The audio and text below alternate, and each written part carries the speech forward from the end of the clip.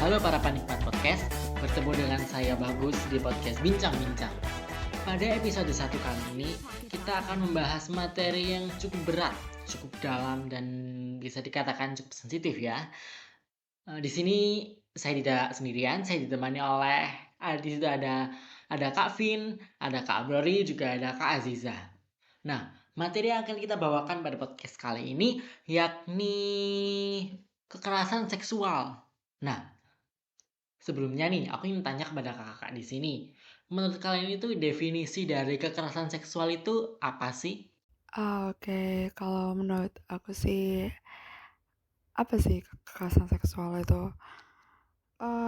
Kalau menurut aku ya, itu suatu perbuatan ataupun ucapan ataupun lisan yang bisa mempengaruhi atau memanipulasi seseorang yang korbannya itu bisa terlibat gitu dalam aktivitas seksual.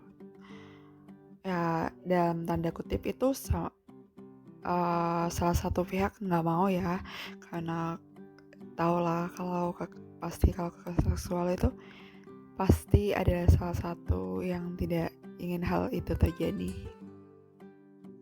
Kalau menurut aku sendiri, definisi kekerasan seksual itu suatu tindakan kejahatan yang bisa merugikan orang lain atau bahkan bisa menimbulkan trauma besar pada korban yang dilecehkan. Pelecehan seksual kan bisa melalui kontak fisik atau kontak non fisik. Jadi semisal kita udah gak nyaman sama perlakuan atau perkataan seseorang, itu bisa dibilang udah pelecehan. Semisal kita di catcalling sama orang pun itu udah termasuk pelecehan. Jadi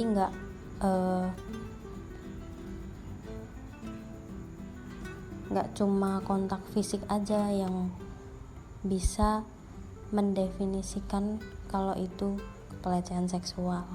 Wah, pendapat yang bagus-bagus nih dari Kak Vin sama Kak Aziza. Setelah kita mengetahui nih apa itu definisi dari kekerasan seksual, kita harus tahu dong apa bentuk-bentuk dari kekerasan seksual tersebut, seperti yang telah disinggung dari pendapat Kak Vin sama Kak Aziza tadi. Sekarang menurut kakak nih, bentuk-bentuk kekerasan seksual itu dapat berupa apa saja sih? Kalau bentuk-bentuk kekerasan seksual tuh ada banyak, semisal pemerkosaan, intimidasi seksual, pelecehan seksual, eksploitasi seksual, perdagangan perempuan untuk tujuan seksual, prostitusi paksa, perbudakan seksual, penyiksaan seksual, pemaksaan aborsi. Mungkin itu beberapa bentuk dari kekerasan seksual yang sering terjadi ya. Kita telah mendengar pendapat dari Kak Aziza mengenai bentuk-bentuk dari kekerasan seksual. Nah, sekarang menurut Kak Vin sendiri, ada berapa sih jenis-jenis atau bentuk-bentuk dari kekerasan seksual itu? Kalau bentuk-bentuk kekerasan seksual itu ada banyak sih. Ada mulai berupa kekerasan secara fisik maupun secara lisan gitu. Kalau secara fisik pastinya pemerkosaan, kemudian pelecehan seksual, kemudian perdagangan perempuan gitu, kemudian ada prostitusi, pemaksaan perkawinan, kehamilan, aborsi, kontrasepsi, dan sebagainya. Kemudian kalau secara lisan itu seperti kayak itu ada yang menonjol tuh. Nah, itu bisa termasuk dalam bentuk kekerasan seksual secara lisan gitu. Ternyata banyak juga ya bentuk-bentuk dari kekerasan seksual ini. Bahkan bukan hanya secara sentuhan, secara perkataan pun, misalkan, ih cantik banget sih Neng, itu juga masuk kekerasan seksual ternyata ya. Jadi sekarang untuk selanjutnya itu, setelah kita mengetahui bentuk-bentuk kekerasan seksual nih, siapa saja sih yang dapat menjadi korban-korban dari kekerasan seksual itu? Nah, siapa sih yang biasanya kena kekerasan seksual tuh yang paling berdampak itu? Semua kalangan bisa deh, karena ini gak memandang umur, karena kejahatan tipe ini gak memandang umur ataupun gender. Bisa laki-laki, bisa perempuan yang menjadi korbannya. Dan untuk usianya banyak yang anak-anak kecil yang di bawah umur, bahkan balita itu terkena kekerasan seksual. Ya, jadi kalau membicarain tentang siapa aja sih, itu gak akan ada batasnya, karena semua orang itu bisa berpotensi terkena kekerasan seksual. Terus kalau ngomongin siapa yang mungkin jadi korban kekerasan seksual tuh semua orang, nggak cowok nggak cewek bisa jadi korban. Semua kan tergantung niat dari pelaku juga. Walaupun kita kayak udah pakai pakaian tertutup pun, kalau semisal pelaku nggak punya moral kan kita juga nggak ada yang tahu kan. Semisal kayak orangnya udah ada niat buat ngelecehin, pasti dia nggak memandang apapun, kayak mungkin pakaian kita atau fisik kita yang lain pun. Orang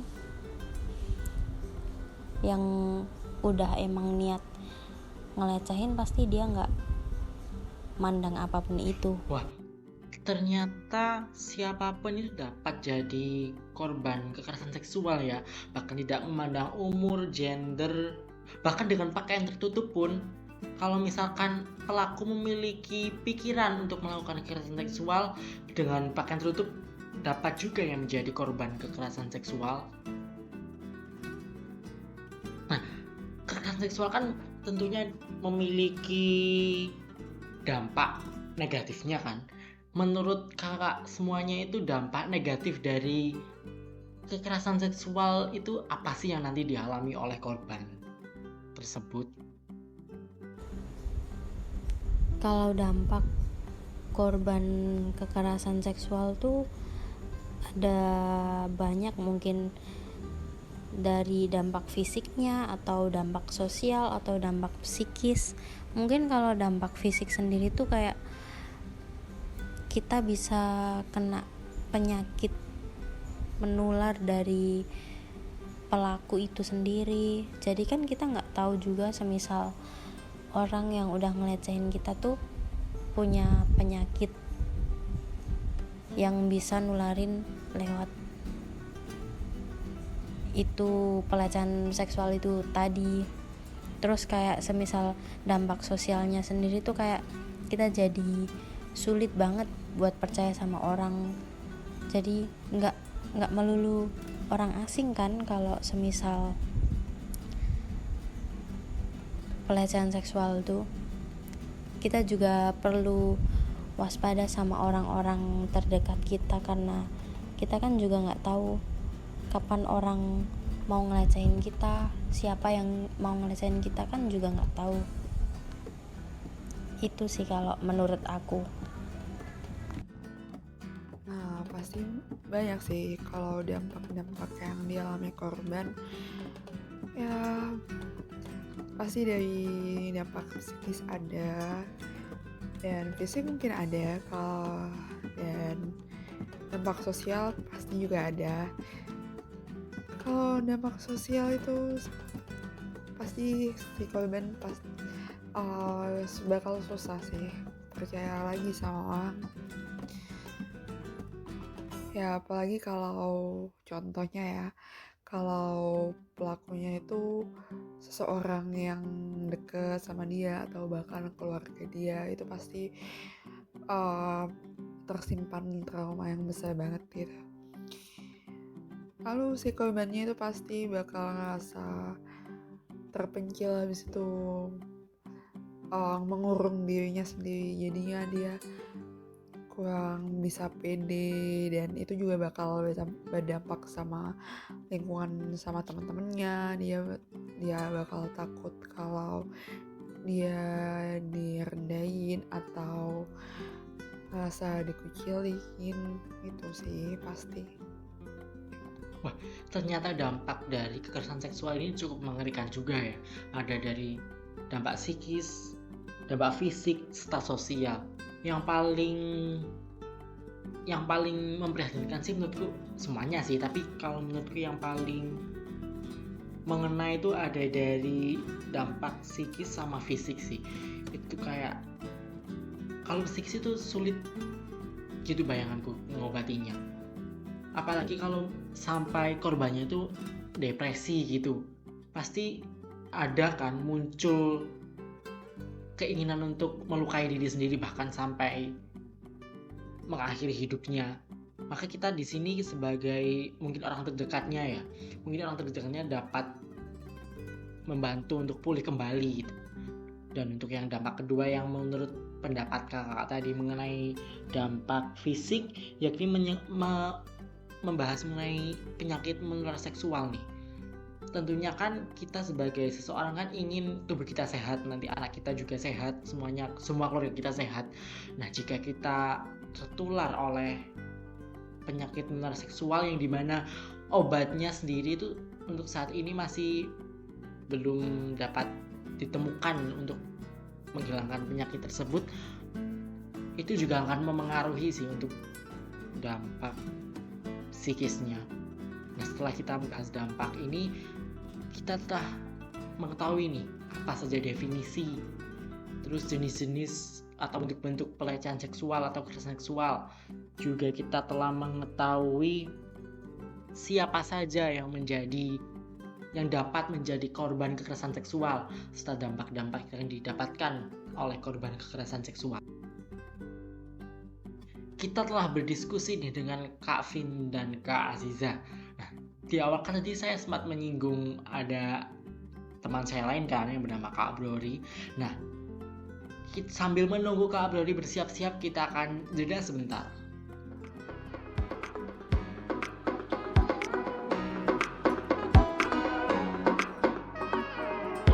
Nah, ini Kak Brori telah siap.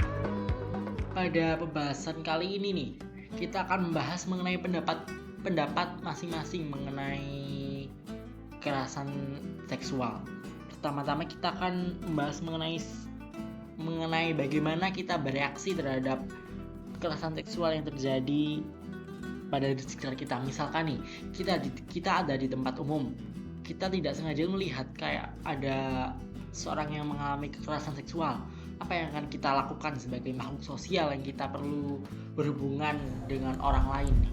Kalau menurut aku sendiri, kalau semisal ada kekerasan seksual di sekitar kita bisa ngalihin situasi, kayak kita bisa ngalihin perhatian biar pelaku nggak terus-menerus melecehkan korban, dan korban pun bisa menghindar. Misalnya kita bisa nyamperin korban dan pura-pura nggak kenal, atau dengan cara lain mungkin kita bisa mengalihkan bertanya soal mungkin bisa, kalau semisal kita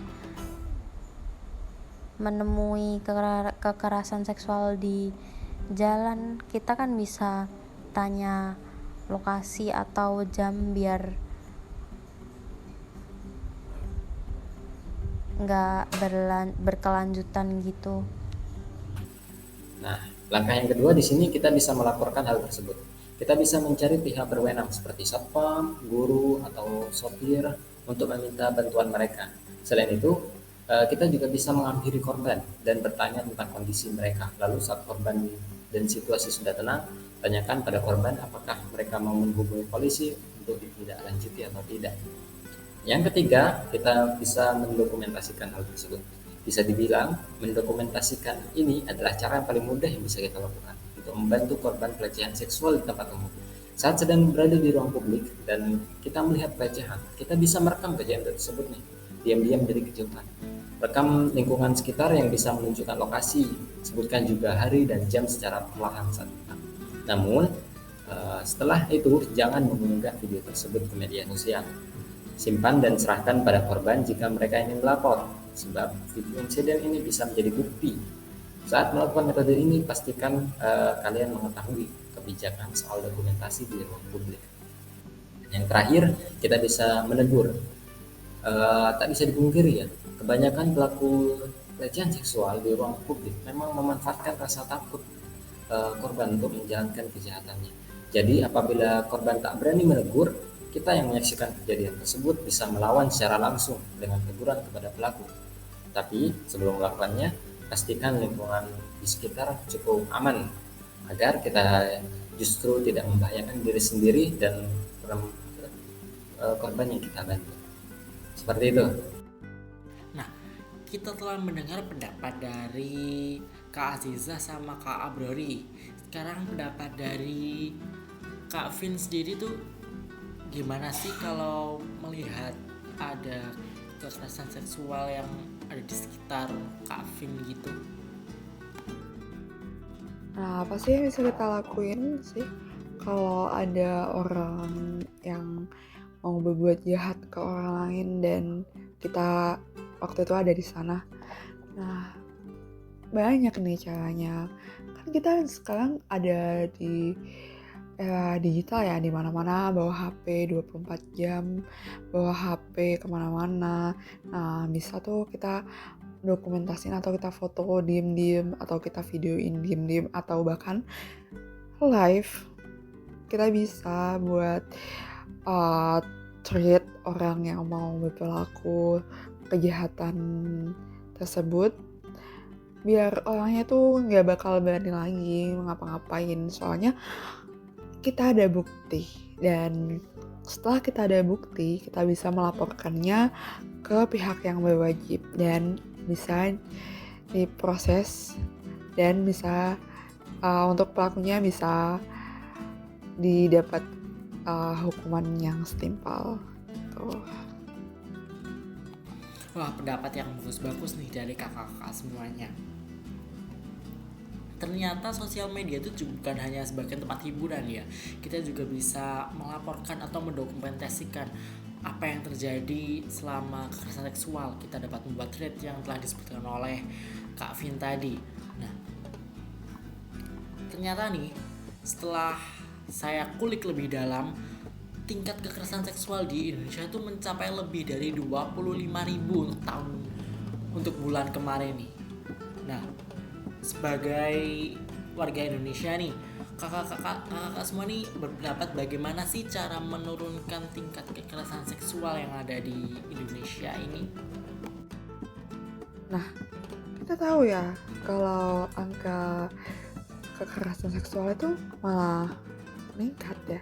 Soalnya banyak berita ya kalau kekerasan seksual yang dilakuin oleh keluarganya atau teman dekatnya atau bahkan orang asing gitu. Itu kan sekarang mulai beredar dan itu jumlahnya nggak sedikit.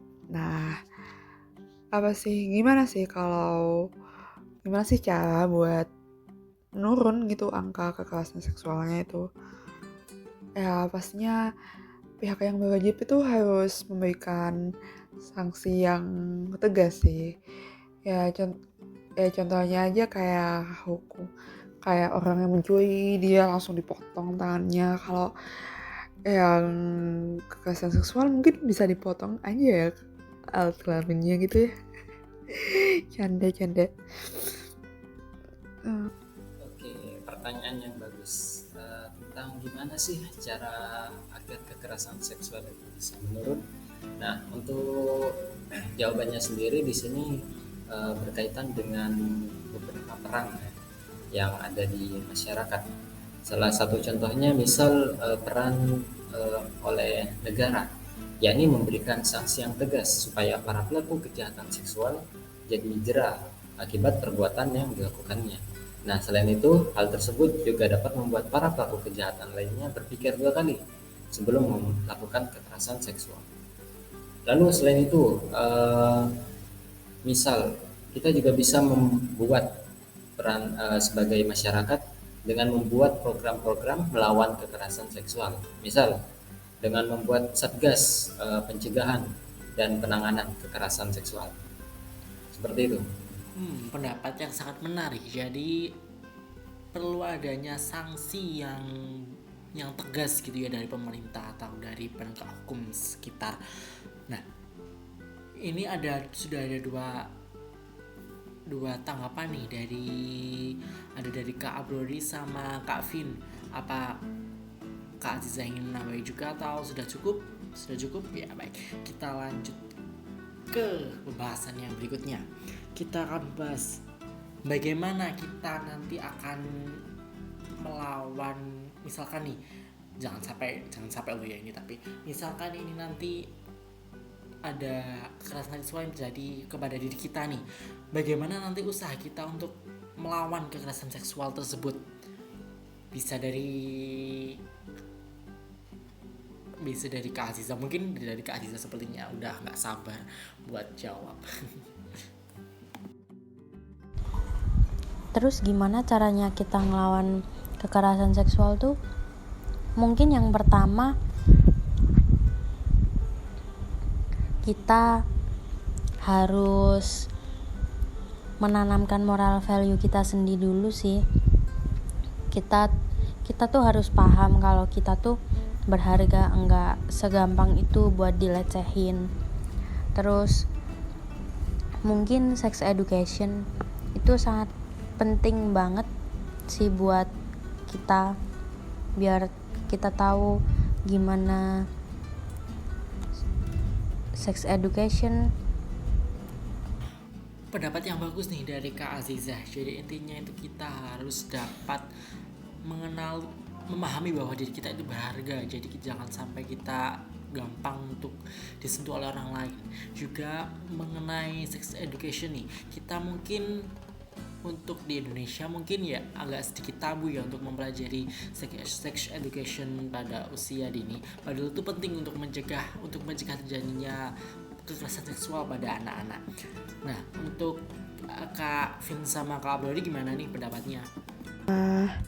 Ini makanya kita penting banget buat membekali diri kita biar kita nggak bisa terjebak dalam situasi kekerasan seksual. Nah, kita bisa ngikutin kegiatan-kegiatan sosialisasi mengenai kekerasan seksual, ataupun kita mengikuti sosialisasi kampus, ataupun dari organisasi lain yang membicarakan mengenai kekerasan seksual. Tentang bagaimana ya cara melawan kekerasan seksual. Nah, kalau menurut saya pribadi sebagai peran sebagai mahasiswa ya di kalangan intelektual, yang pertama kita bisa memperbanyak diskusi atau kegiatan-kegiatan yang positif yang menyentuh isu-isu hak asasi manusia, relasi kuasa, perspektif disabilitas dan anti kekerasan berbasis gender termasuk kekerasan seksual itu sendiri. Lalu yang kedua, kita bisa ikut sosialisasi di kampus mengenai langkah-langkah anti kekerasan seksual. Dan yang ketiga, kita bisa cari tahu tentang satuan tugas atau satgas pencegahan dan penanganan kekerasan seksual di perguruan tinggi. Dan yang terakhir, kita bisa menerapkan relasi yang sehat dengan dosen ataupun dengan tenaga kependidikan dalam pelaksanaan tridharma perguruan tinggi, baik di dalam ataupun di luar kampus. Wah, pendapat yang bagus nih dari kakak-kakak semua, saling melengkapi antara satu sama yang lainnya. Sebelum kita memasuki membacakan contoh kasus dari kekerasan seksual, ini pertanyaan terakhir dari saya. Siapakah yang salah? dalam kekerasan seksual nih? Apakah korban atau pelaku? Soalnya ini ada beberapa yang saya dengar nih, misalkan ada korban perempuan nih, yang disalahkan itu tetap perempuannya gitu, katanya ngapain sih perempuan pakai baju, lagian pakai baju minim sekali kan jadi kayak laki-lakinya tergoda gitu. Nah, menurut kalian semua itu pendapatnya itu gimana? Ya, kalau dilihat-lihat sih ya, siapa sih yang salah kalau ada aktivitas seksual tersebut? Ya pastinya ya yang pelakunya. Karena ini kan suatu kekerasan seksual yang mana salah satu pihak itu tidak menginginkan hal tersebut. Jadi ini termasuk kejahatan. Karena salah satu antara dua belah pihak itu ada yang tidak menginginkan hal tersebut. Pastinya itu adalah salah pelaku karena dia tidak bisa mengontrol dirinya dan mengontrol hawa nafsunya pastinya, karena itu dilakukan secara sadar dan dia pasti tahu ya, karena kita manusia mempunyai akal dan pikiran, pastinya kita bisa berpikir secara jelas kalau itu hal yang tidak baik, itu merupakan kejahatan yang bisa merugikan orang lain. Jadi itu 100% adalah salah dari pelaku. Kalau ditanya siapa yang salah, si korban atau si pelaku sih yang pasti yang paling salah pelaku ya. Karena orang yang nggak punya moral value yang baik terus bisa seenaknya sendiri melecehkan seseorang, walaupun kita udah jaga sikap atau perilaku, itu juga nggak menjamin orang nggak bisa ngelecehin kita. Itu sih menurut aku. Jadi kalau ditanya siapa yang salah, yang pasti ya pelaku kekerasan seksual. Siapa yang salah dalam kasus kekerasan seksual? Nah, kalau bisa kita lihat ya pasti jelas-jelas yang salah pasti yang melakukannya atau si pelaku kekerasan seksualnya, karena ya dia sudah melakukan tindakan kejahatan yakni berupa kekerasan seksual.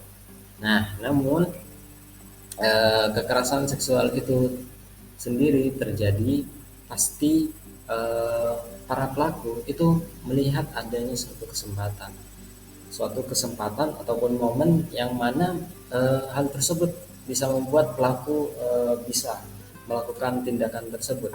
Nah, jadi di sini kalau menurutku pribadi, jadi supaya kita bisa mencegah hal tersebut terjadi, terutama di kalangan wanita ya kita untuk para wanita bisa menjaga pakaian, tidak terlalu menampilkan yang sangat bisa memikat ataupun dan sebagainya ataupun bikin menarik, dan juga misal jika ingin pergi keluar ya jangan sendirian, terutama di malam hari dan sebagainya, untuk mencegah terjadinya kekerasan seksual tersebut. Jadi ya intinya kalau jika ditanya siapa yang salah dalam kasus kekerasan seksual, ya kurang lebih bisa dikatakan si pelakunya. Namun perlu diingat si pelaku tersebut sendiri melakukan ya karena ada kesempatan atau momen untuk melakukan hal tersebut. Nah, menurut saya seperti itu. Nah, sebelum kita sampai di akhir podcast, saya akan membacakan 2 kasus yang saya temui di Twitter nih. Yang pertama yakni ini lokasinya, sebentar saya belum menemukan lokasi terjadinya, tapi ini ada beritanya yakni perempuan autis 19 tahun diperkosa sama tukang losok. Nah, lokasinya di Kanoman Banguntapan. Nah, ceritanya nih si anak kecil itu baru ditinggal arisan sama ibunya. Nah, pas ibunya pulang, udah ngeliat si tukang losoknya itu udah benerin celananya lah. Padahal ini dalam keadaan dalam keadaan Ramadan nih. Kita nggak bayangin nih nanti anak kita sampai digitukan, padahal anak kita juga sudah dalam keadaan berkebutuhan khusus nih. Ini salah satu dari yang telah kita bahas tadi. Siapa yang dapat menjadi korban? Bahkan ini anak autis pun dapat menjadi korban untuk kekerasan seksual yang dilakukan oleh seseorang yang mungkin melihat kesempatan bahwa anak ini lemah, jadi akan ada kesempatan buat melampiaskan hawa nafsunya. Nah, sekarang kasus selanjutnya saya akan bacakan dari akun Twitternya Kak Ana The Lullaby. Nah, di sini beliau nih ceritanya baru masuk pertama bekerja. Nah, dia mengalami pelecehan dari salah satu pegawai yang ada di tempat beliau bekerja.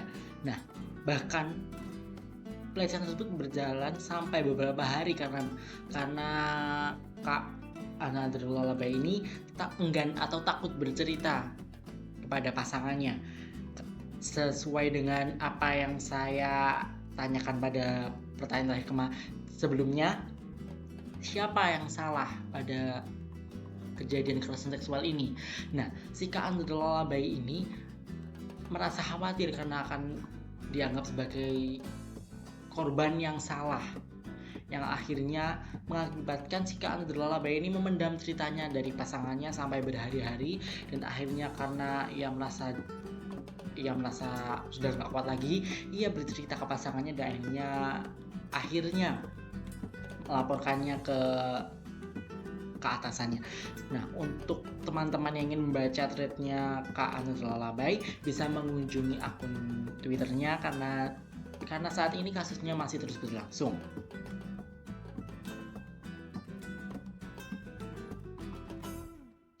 Nah, kita telah sampai di akhir podcast kali ini.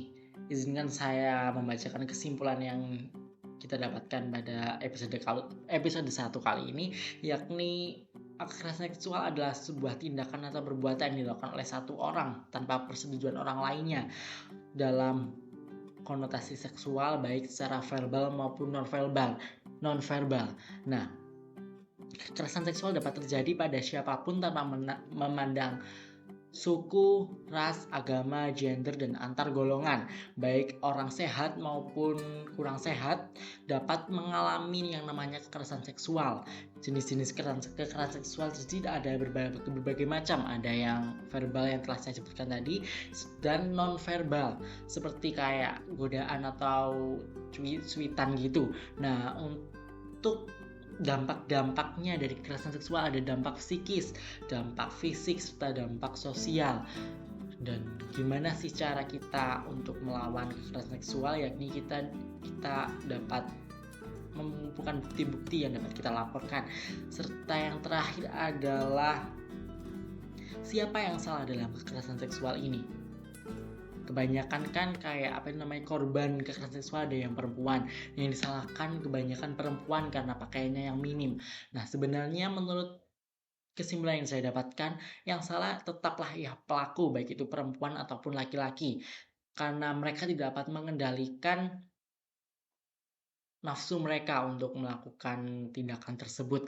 Nah, sekian podcast kali ini. Terima kasih saya ucapkan kepada Kak Vin, Kak Abrori, sama Kak Aziza telah menyempatkan waktu untuk berdiskusi kali ini. Saya Bagus pamit undur diri. Wassalamualaikum warahmatullahi wabarakatuh.